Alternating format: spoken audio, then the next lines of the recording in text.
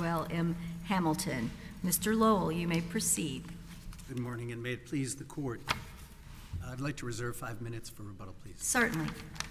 Instructed by the Supreme Courts and this own panel and this court's cases that apply double jeopardy law, meaning that you look to see what happened below in a practical frame, you don't look in a hyper-technical fashion, you look to see the prior proceedings, looking at the record that includes pleadings and evidence and the arguments that made, looking at the Ash case and the Leach case here, which also instructs the court not to adopt the government's view, that you look to see whether there's any technically possible means to reconcile it in a way to go forward. You look to the opposite. The most rational, most common sense, and the least hyper-technical view of what happened below is what resulted in the reversal of this case 2 years ago when it was first presented before the panel, and which this court was followed 6 weeks ago by the Supreme Court in the Snyder case. Because as your honors said in that case, that is the one that was here before, as Hamilton notes, the Travel Act count did require a quid pro quo, and the jury acquitted him of that count. Instructing the jury on one count that does require a quid pro quo was required, but that means that others may have communicated that in those other counts there was not a quid pro quo. Mr. Lowell, can you help me with, and our panel, with predicate ways, questions that I have? I need to know who has the burden of proof. I think your client has the burden of proof. Is that correct, sir? We have the burden initially to come forward with an explanation that would apply both the Supreme Court's instructions and the Fifth Circuit's, yes. And then the next question that you might anticipate is what is the standard? Is it preponderance, clear and convincing, beyond a reasonable doubt? And what case establishes the burden? This case may very well depend on that inquiry. You know, I have read all the cases, as no doubt you and your clerks have. Yes. And I have never seen in any of them the definition that you're asking me about. I can't find it, and it seems like it very much matters. It does, but we are not without instruction. So let me give you two that I found to answer your question. First of all, in Leach itself, when there was a debate as to who has the burden and what the standard would be, the issue was the defendant said, you look to see what a rational jury might have done.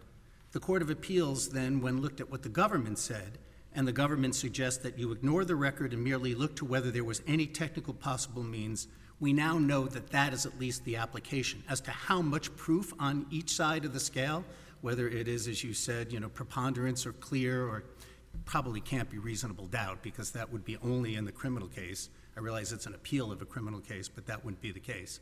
So I feel like there's no standard that I can tell you to look at from the court cases. What I can say is that once you come forward with the proof that I can put forward to this panel, then I think the court looks to see what is to not use preponderance or not to use clear and convincing. Let's look at the other possibilities. You look to see what a practical frame was, but that doesn't give you the weight. You look to see whether or not you're applying it in a hyper-technical way or a realistic way. It still doesn't give you the weight. If you look at analogies in the law as to when there is a burden of coming forward, and given the context, I think you'd have to basically say it's a preponderance. It has to be a preponderance because it's that threshold which would most protect what is a constitutional right. What is the constitutional right not to have a double jeopardy event occur? So if you look for the most effect of what is a very important right that's in the Constitution, would you do it at the highest burden, or would you do it at the one that basically promotes that right? But nobody's ever said it out loud. No one has ever said it out loud, and it's pretty bizarre when you consider. Assuming that it is preponderance, how can we say that even by a preponderance the jury decided to acquit Hamilton of the Travel Act count on the quid pro quo basis when they contain different elements? So again, when you look at it from the point of view of whether it contains different elements, then you're lapsing back, I think, to pre-Ash law, where people could say this statute had these 4 elements and this statute had these 2 elements, and they're not the same elements. But we know. Well, but isn't it possible that they acquitted based on the intent in the phone call the day before versus the what was going on the day after when he actually wrote the check. In other words, isn't it very possible, a preponderance, if that's the standard, that they acquitted on that ground, particularly given the jury notes that came out, and that was going to be another question. Do we consider those? Let me respond to both parts of that question. Yeah, sorry to throw a compound at you. Fine, because that's what you get to. In other words, when you're trying to figure out and divine what the jury did, you'll have to take into account some things. So let me answer the first part of your question first. What you do, it seems to me, is to remind this court that the government has now pivoted twice before your honors. The first pivot was on the appeal when they came forward to try to save the 666 count, and then said, by the way, that count had to be bribery because there was, quote, overwhelming evidence of bribery when they tried to insist that that count could be saved on a harmless error theory. Now they're coming forward and they pivoted again to try to eschew that by saying, oh, when we said there was overwhelming evidence, we didn't mean there was overwhelming evidence on the phone call that occurred on August 2nd. We must have meant only on August 3rd. So to answer your question directly, you look at what the court cases said as to what you look at. And I want to ask the court to remind itself of the Leach decision, where it says we cannot look at what might have taken place if the trial had been handled differently, but only what took place at trial. And so with that, your honors, let me tell you what you will see. As the court is going to look at the record, your decision in Leach is further informative of the following thing. Just as in Leach, when the government tried to save its second count by trying to distinguish between two counts with different intents or with different points of time, there the court found there was a comprehensive scheme at trial, and here too as well. Right off the bat, the U.S. Attorney's Office presented that call on the second as part of that comprehensive scheme, Judge Wilson. I want you to look at Record of Appeal at 2880-81, and in their opening they argued, Mr. Hamilton asked for a favor and then agreed to meet the next day. Then in their opening they wrote, the events between Mr. Carraway and Mr. Hamilton around this bribe are all captured in two recordings. They made no distinction in the intent between the 2 days. They did it again. In the closing, they argued, and you remember that the evidence, Mr. Hamilton called him repeatedly, calling his office, talking on the phone, and they say talking on the phone for what purpose? To get the meeting set up for the next day. Then they said, the evidence here is a finite set of evidence. Look at the two recordings. In fact, they said, but this call and videotape are the finite set of evidence. And finally, they said to the defense's argument that there was only one possible intent on both days, this is what they wrote. I'm sorry, this is what they said. They said, no evidence that the defendant made that call and intended the offer a bribe, as the defense has suggested. Well, that was one of the suggestions defense counsel made as it concerns count 4. I disagree. I disagree. Time and time again at the presentation of trial, if you look at the instruction to look and see what happened below, you'll see that the government presented this as a comprehensive scheme with the intent on both days being exactly the same. Now, on appeal, trying to save the count, they want to come up with a hypothesis that what happened was that there was no intent on one day, and yet there was intent on the other. Well, but that hypothesis gets us right to the jury notes that came out. It does. Because there's support for that hypothesis.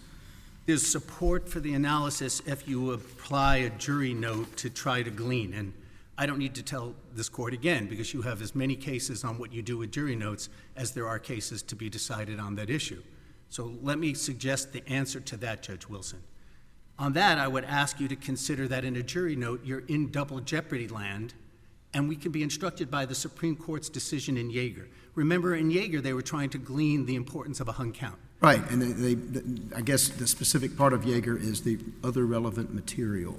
Yes. Right, they didn't really specify dispositive material or material at trial. They just said, I mean, they'd sort of suggest a holistic approach of trying to figure out what the jury decided. Holistic approach, but again, that's my word, not their word. Well, yes, I get it, and it's not a bad word, but I think it's a holistic approach, but minus something that defines you to look at the bottom of a cup and see what tea leaves mean. And in Yeager, they said the hung count would presume an ability to identify which factor was at play in the jury room. I can tell you that you can say that exact same phrase, take out the word or the words hung count, and say jury note. And you know that because For example, in this court's Gonzalez-Dominguez case, a per curiam decision on which Judge Elrod sat, the issue was a defendant trying to say, we can take this note to show that they accepted my defense theory. And what you know about jury notes, you said in that opinion, and what you said is all you know is that some or one or all of the jurors at some point believed the defendant's testimony would be, quote, pure speculation, end quote.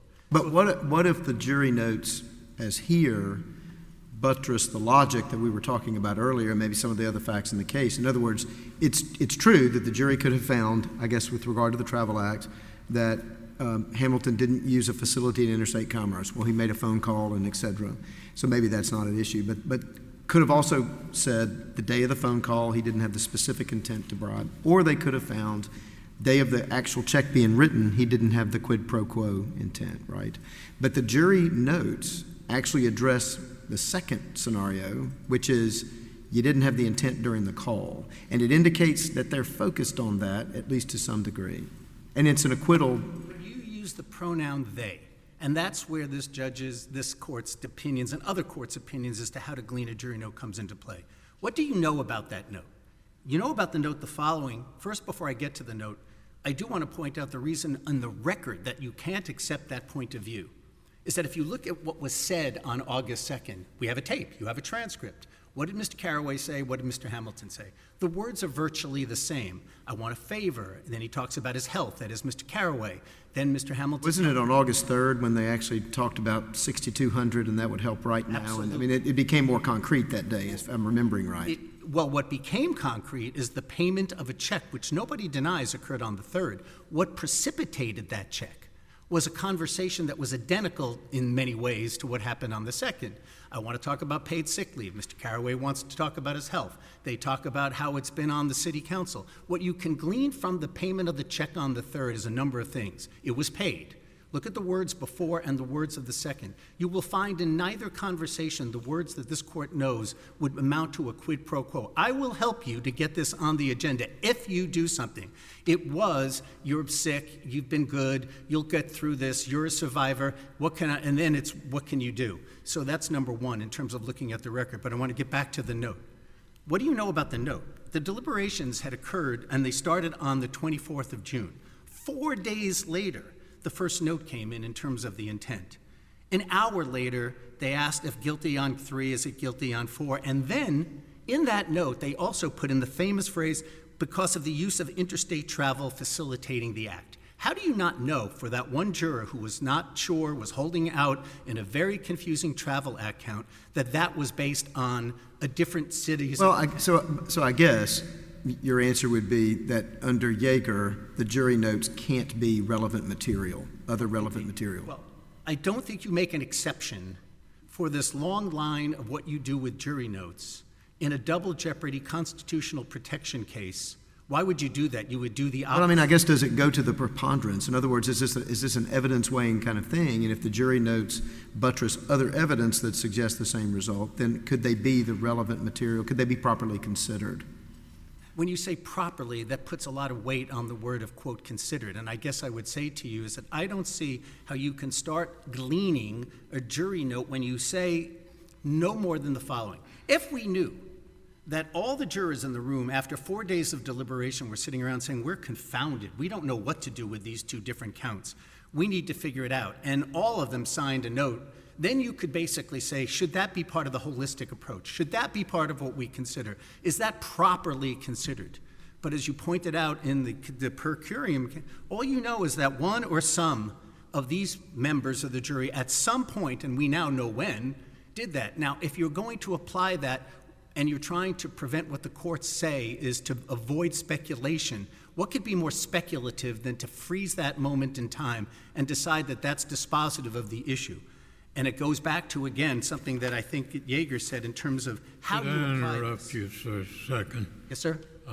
Would you state as simply as you can why you think there's collateral estoppel to retry your client? There is collateral estoppel to avoid it, to use the if you will, pre-double jeopardy phrase, collateral estoppel from the Powell and other cases, very much because in all the cases we've done, let me put it to you this, Judge Wiener. If the government's view of how you apply this is correct, then all the cases we've cited, the case about there being 2 counterfeit bills, the case about there being a different intent when somebody broke and entered and then committed the rape thereafter, the case about the different robbery victims would have to be decided the different way, because you look at the practical, rational, what makes the most sense. And unlike some of the other cases, this is pretty easy. Count 3 allowed, based on the government's argument, a conviction for something other than a quid pro quo. Count 4, and the instruction given by the court actually used the word gratuity. They said you have to find a this for that exchange and not a gratuity. It actually used the word. So if you're putting any meaning to the case law that talks about how you give effect to the double jeopardy clause, you have it right there. It is the elephant in the room. It is the most rational and logical way, other than gleaning what a jury note could mean on 4 days later if it was one or other jury. Meaning when the language of both days, and I see my time is, language of both days, look at the record.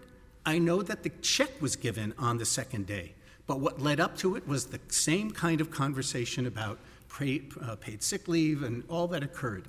So, Judge Wiener, what precludes the government from retrying is the application of the Supreme Court's law in Ashe and Yeager, your case, Leach, and others, to take that kind of practical effect. And before I sit, if you have another question before I sit, I think one of the other things the Supreme Court said, and this will go to that, how do you apply it, Judge Wilson? They said, the fact that the petitioner has already survived one trial should be a factor cutting in favor of, rather than against, applying a double jeopardy bar. Mr. Lowell, you saved time for rebuttal, sir. Yes, ma'am. Thank you.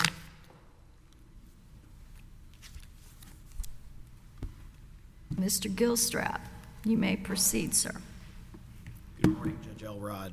Your Honors, may it please the Court, Stephen Gilstrap on behalf of the United States. As this Court knows, after the first trial, Mr. Hamilton was convicted on 3 Section 666 counts and acquitted on a Travel Act count. This Court, finding jury charge error, reversed for that reason only and said it is for that reason alone that Hamilton must be tried again. After remand, this case went back, and Hamilton argued that he actually couldn't be retried again on one of the counts based on this double jeopardy claim. Did we actually say must be tried again? That is in your concurrence from the denial of en banc, Your Honor. But not in the original opinion? Not in the original. It just said proceedings. Right. Consistent. New proceeding. It is in the concurrence from the denial of en banc. The must. So that's not what the court said in this case, arguably. That's. Thank you for, I apologize. No, go ahead. Clarification, Your Honor. When it came back, Judge Lynn held a hearing on the double jeopardy motion and firmly rejected Hamilton's claim, finding that the Caraway-based 666 claim and the Travel Act count concerned different conduct on different days and involved different elements. For the Travel Act count, Hamilton's use of a telephone on August 2nd to facilitate the bribe, and then the bribe itself, the 666 count, on August 3rd. Judge Lynn, who knows the trial record well, who's been with this case since 2019, correctly applied the Ashe v. Swenson analysis and got it right. This court should affirm. Do you have any thoughts on the burden of persuasion in this case? I have a few, Your Honor. I agree with Mr. Lowell that there is not a case that I have found that says it's beyond a reasonable doubt, it's clear, convincing preponderance. There's no question that Hamilton has the burden. And while I do not have a case that specifically says what the standard is, I can tell you the case law makes clear that it is a high one. And I'll point the court to a few of this court's cases that I think kind of... A high one to avoid double jeopardy? Yes. Because it has to be... Not to be for the government. I mean, that's not a good sentence, to avoid double jeopardy. Go ahead. You go ahead. Sure. So what this court has said, even though it hasn't used the phrase clear and convincing or beyond a reasonable doubt, has said in United States versus Sarabia, the relevant inquiry is on what the jury must have decided, not what it may have decided, what it must have decided. Again, Hamilton's burden to show what it must have decided. As this court said in United States versus Birch, if doubt exists, then the defendant loses.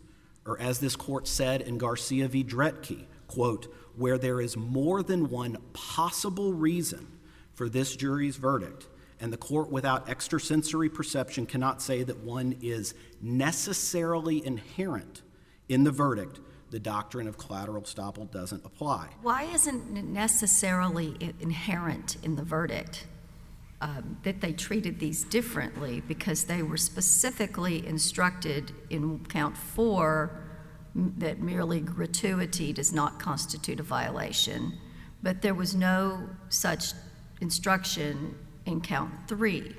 And that is the thing that we must always assume that the jury applied the instructions that they were given, barring explicit evidence or some amazing circumstantial evidence that they didn't, but usually explicit evidence that they didn't. So under the charge that government wanted, it didn't include that, and so we have to assume that they made that distinction. If that were the only distinction between the two counts, Judge Elrod, I would agree with you. But it was not the only distinction between the two counts. And that's why when Mr. Lowell says, oh, if you agree with the government, you'd have to overrule all the cases cited in the brief, that's just simply not true. What are these other distinctions of which you speak? 2, to be specific, that we outline in the brief, Your Honor. First, and this goes to some of Judge Wilson's questions, the timing of the corrupt intent. For the Travel Act count, the jury had to find that Hamilton had the requisite corrupt intent on August 2nd, 2018, when he made the phone call, when he used the facility of interstate commerce. For the 666 count, the government didn't have to prove that he had the corrupt intent until the bribe was actually given. The $7,000 check was written. And you're arguing these are discrete times at this point? I'm arguing that they're discrete times. Obviously, it was the government's theory at trial that the phone call was enough to show corrupt intent, but... You argued that they were continuous, one big transaction, and repeatedly told the jury it was one big thing and that they weren't two discrete things. Why should you get to argue the opposite here today? Well, because we believe the jury found different. And what that... How do you know that? Based on the jury notes? What if we can't consider the jury notes under our precedent and the Supreme Court precedent? There's nothing in the Supreme Court precedent or in this court's precedent that says you can't consider the jury. Why should we consider okay, well, can you talk about our opinions, please? And then can you say, how would it possibly be appropriate to rely on the jury notes when we can't even rely upon the answers in the verdict? I mean, we can rely upon what the court says, what you said, what the trial lawyer said. We're not allowed to rely upon what a particular juror might have thought at some point in time leading up to deliberation. And we've said that. I will try and address all those points, Your Honor. First, all of the cases cited in the briefing, Sanchez versus Davis, the Garcia Dominguez case, they don't say that jury notes can't be considered. In fact, those cases talk about the jury notes, and they make the point that while those jury notes may raise the possibility that this is what the jury was thinking or looked at or et cetera, it didn't, in Sanchez v. Davis, for example, rise to the level of probability to meet the Strickland standard. But here, again, it gets back to the burden. It's Hamilton's burden to show what the jury decided. And the fact, if there is a possibility of another basis, then he hasn't carried that burden under this court's case law. But if you can't use a hung jury, and that's an actual determination, how could you use what some juror was thinking about along the way?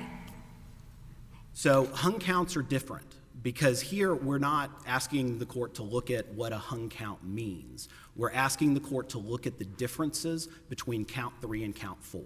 And there are essentially 3 that were argued about at trial. The main point here is, yes, the government made the argument that he had the requisite intent on August 2nd before the jury at trial. But Hamilton argued the exact opposite, and that's what matters for the purpose of the double jeopardy analysis. It was a disputed issue at trial. Well, the fact that a juror might have had a question about how counts 3 and 4 work together at some point in the deliberations doesn't tell us how they decided the case. I agree with you, Your Honor. I wholly agree with you, and that's why it gets back to the burden. It's not the government's burden to show what they decided or why they decided. Well, we have to only look at the thing that could tell us something, which is the charge. You look at the charge, you look at the arguments, you look at the evidence, but this court's case in El Mazain says you look at the entire record, and that includes jury notes. They're not any sort of determination. Jury notes are not a determination, and they are perhaps one juror's thoughts at some moment. I don't, it seems like what court has ever held that you could look at these and that would be dispositive in a double jeopardy situation in all of America? I'm not aware of any court saying that it can be dispositive. I'm also not aware of any court saying you cannot look at jury notes to decide whether a basis for acquittal was possible. But don't the same infirmities about the jury note that you and Judge Elrod are talking about, and I talked about with counsel opposite, don't they fold right into Yeager's reasoning, which is to say we can't read tea leaves, we can't ascertain what we think the jury was doing when they hung on a verdict, just as much as we can't read into what note comes out from the jury room, authored by whomever and precipitated by whatever. I mean, we just don't know those things. And the lack of knowledge, the lack of clarity is all that needs to be shown. What's your best case to support that, though, using a jury note? Using a jury note, and I will concede this is not in the briefing. I found it in preparing for oral argument. It's United States versus Williams. It's a 2006 decision from this court, 449 F3D 635.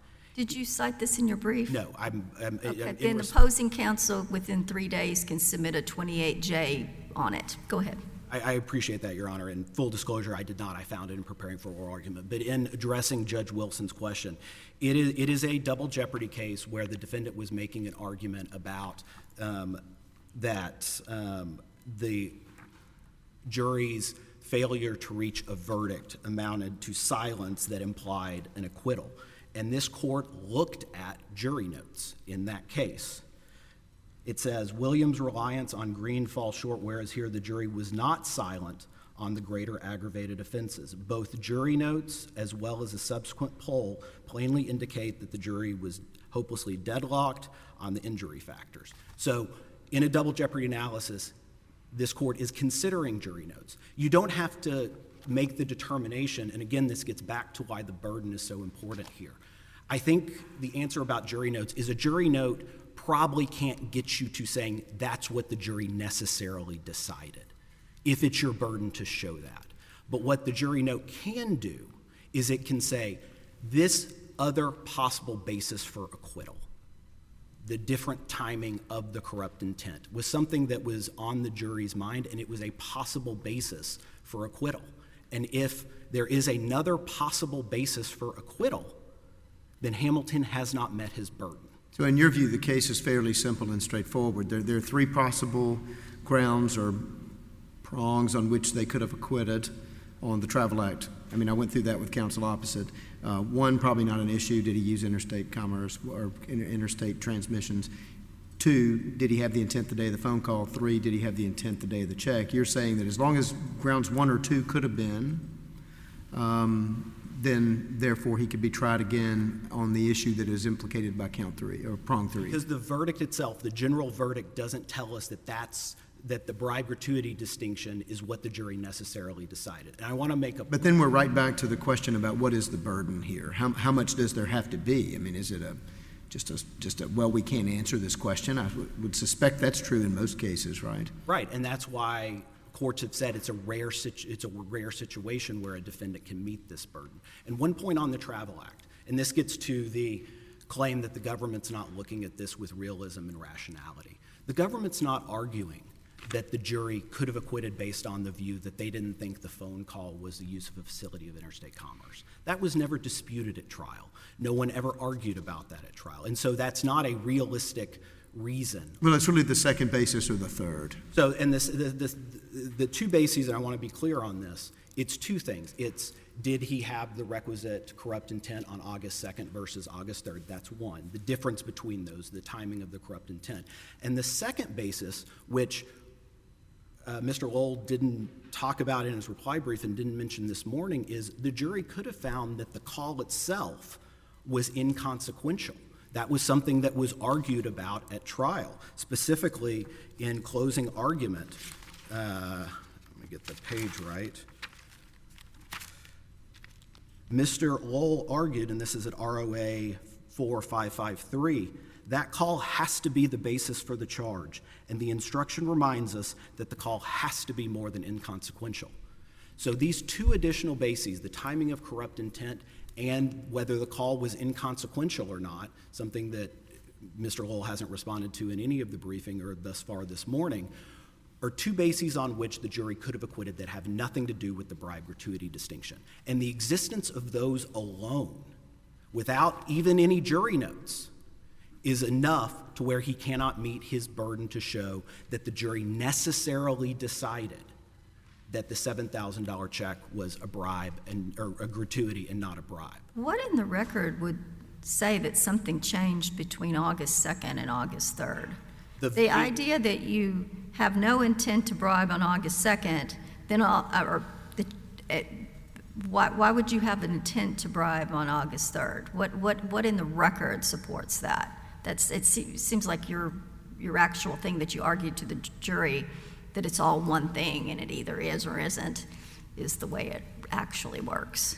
Well, the thing that makes it different, and this is what distinguishes the Griggs case that Mr. Lowell relies on, is we have the actual video of the August 3rd meeting between Caraway and Hamilton.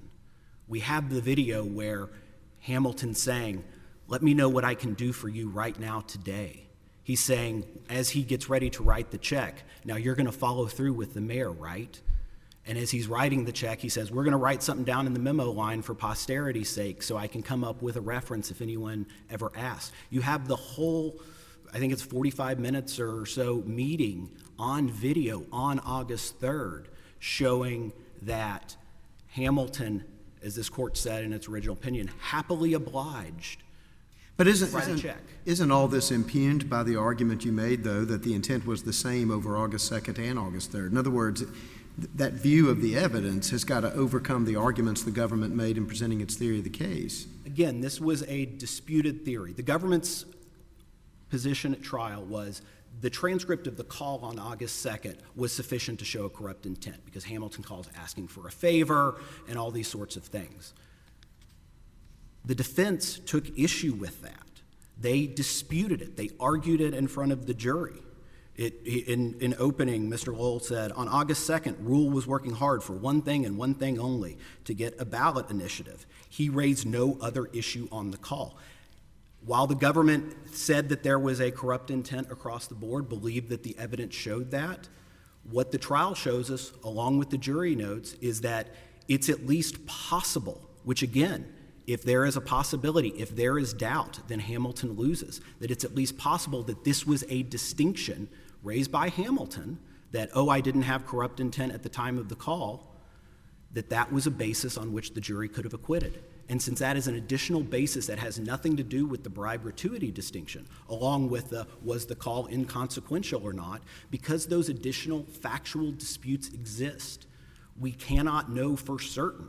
We cannot know why the jury acquitted. If there's another basis, then he cannot show that necessarily inherent in the verdict is the position that the jury went on his preferred basis. And that's what makes the Ash case, the Griggs case, the other cases cited in the briefing different. In those cases, the Yeager case, because in those cases, there was one sort of main factual dispute. In Ash, it was about identity. It was he actually there at the time of the robbery? In Yeager, it was whether he actually possessed inside information or not.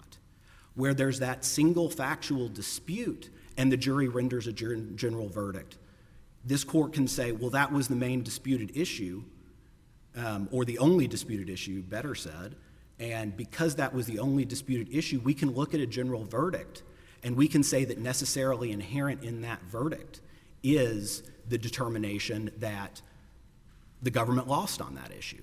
But there's more than one factual distinction. What's happening in the Snyder case? So the Snyder case from the Supreme Court confirmed this. Right, I know, but are they retrying the bribery there? I'm not sure.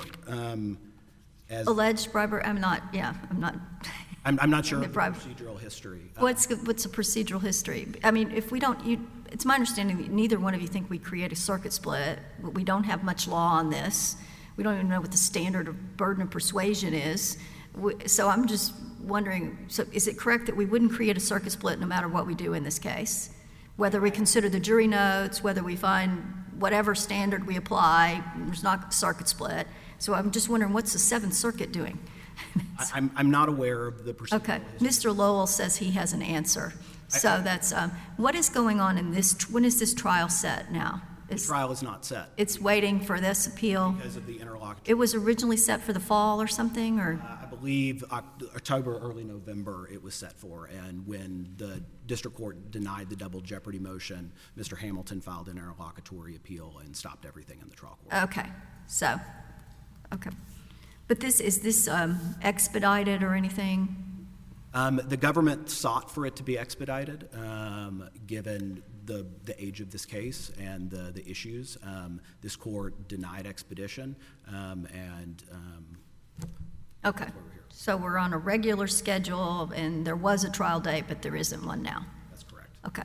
That's correct. Anything else you want to say, Mr. Gilstrap? Just to sum up, in covering the point I was covering with Judge Wilson, the fact that three bases exist for the acquittal, one being the bribe gratuity distinction, one being the timing of the corrupt intent, one being the inconsequential nature of the phone call. The fact that there's more than one means that Hamilton can't meet his burden. We don't need the jury notes. We don't need to speculate about what the jury actually found. The jury notes simply confirm without any speculation that this was an additional disputed basis at trial, the timing. So we don't have to get to the jury notes at all if we're concerned?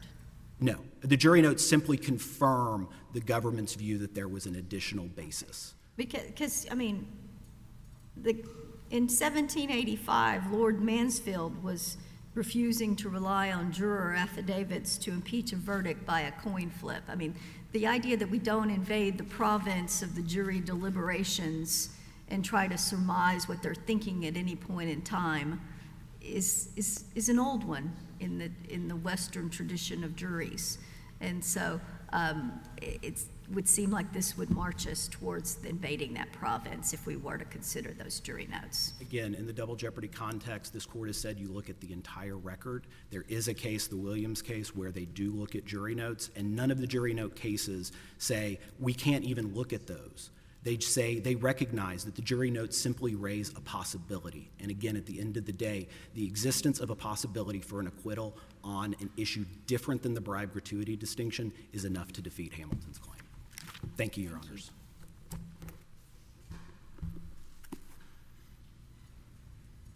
Thank you, Your Honors. First, let me answer your question. Snyder was presented at trial as a pure gratuity case, and consequently, there was not an issue that needs to be thought of as we do here as to whether there could have been a distinction. So I think that's the end of that case as it gets remanded for further conversation. I have a few things to respond to what Gilstrap said, so let me jump right in. First of all, on the elements that you asked Judge Wilson, and he responded to the different elements. It's in our reply brief at page 11 that we point out the precedent for the fact that we don't look to see whether there are different elements anymore when you pass through Ash and Yeager, and I point that out. The second thing I want to do is address what was said about an argument made below. Unlike the government, or I should say like the government, the defense did not change its theory at trial. It had said, contrary to what you just heard, let me tell you the things that the defense said about why we rebutted their comprehensive scheme concept that this was one overall event coinciding over 2 days.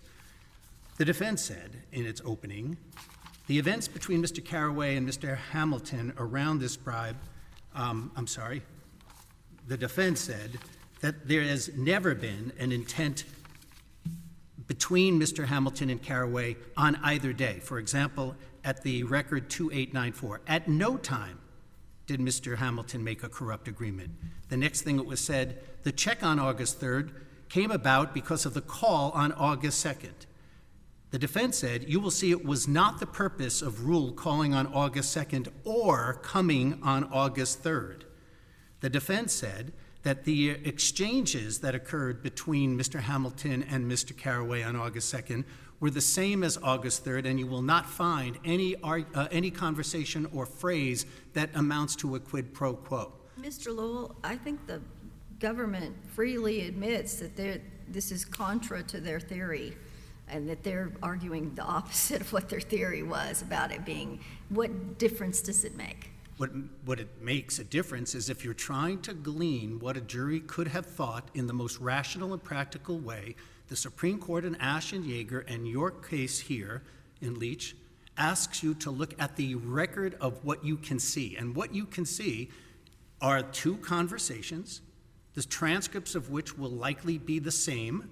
And to answer your question, yes, again, the check's written on the 3rd. But what precedes it is, among other things, Mr. Carraway doubling down on his and his mother's health, as opposed to Mr. Carraway saying, I hear what you're saying, Mr. Hamilton, but in order to do what you want, I need you to do this. Mr. Well, but that sounds like magic words. I mean, he talks about how you could really help me today, and I'm just wondering, as we're talking, could the jury look at the conversation on August 3rd and say, well, comparing the conversation on August 2nd, irrespective of each side's arguments or theories and how they presented the evidence, could the jury not look at those two pieces of evidence and say, well, yeah, it wasn't very clear on August 2nd, but it gets real clear on August 3rd? Well, they could see what gets really clear on August 3rd. Well, the intent for a quid pro quo, I guess. But there's no difference in the words that Mr. Carraway says to make it into a quid pro quo between the 2 days, when Mr. Hamilton on the 2nd starts with, will you do me a favor? On August 3rd, Judge, I could see that the jury could come up with the following explanations for the writing of the check, given what you read. First, it could have been charity. We've heard that Mr. Hamilton is a charitable person. Second, generosity. Third, sympathy. Fourth, and there's conversation that if you want to glean what was meant, they talk about Mr. Carraway's complete service on the city council for all those years and how they worked together. That could have been the corrupt reward if you were applying a gratuity. It could be charity, it could be generosity, it could be a gratuity, even though, in fact, the judge says gratuity in the instruction. What it can't be, if you're trying to glean after the fact from a record and looking what the government presented, which is why it's so important to look at what they argued, even in their last moments in rebuttal, is that it can't be a quid pro quo. I mean, you could hypothesize that somewhere, but then you're doing what the court said don't do. Do a common sense approach. Don't look hyper-technically. Look at the record not as to whether there's a technical possible means, but what it looks like actually occurred. To use the Bravo case in the First Circuit, don't bend over backwards to find a way to obviate the purpose of the double jeopardy clause. And let's move to the Second Circuit. Not as good as the Fifth, but it does have a line that I think comes into play when you're figuring out the burden, where it says, and I can't ever say the name of the case right, Mespalid, where it says, fundamental considerations of fair play do not place an unjust burden on the defendant to require him and then to meet the burden. The issue sought to be excluded is not the sine qua non of a conviction in the second trial. That is not the law, as the government argued, that it had to be the one pivotal point. The last piece I'll say, if you don't have any other questions, is again looking at applying the note issue. And I think the best thing to say is look at the time frame in which that note came. And if it doesn't mean anything to you, it means that it has to be that perhaps on that day, at that time, one juror had a question to try to reconcile two counts. I will look at the case that Mr. Gilstrap said, but even from what he said at the podium, it seems to say that you can certainly look at a note to see whether a jury says, I'm deadlocked, and what it's deadlocked about, but that note, and I'll look to see if it's true, doesn't seem to be asking for guidance on whether a substantive difference applies between two counts. So in conclusion, apply what you have all said in your cases and look at the practical effect. And the clearest example of the rational conclusion is the different instruction between quid pro quo and gratuity. Thank you very much. We have your arguments. This case is submitted, and we appreciate the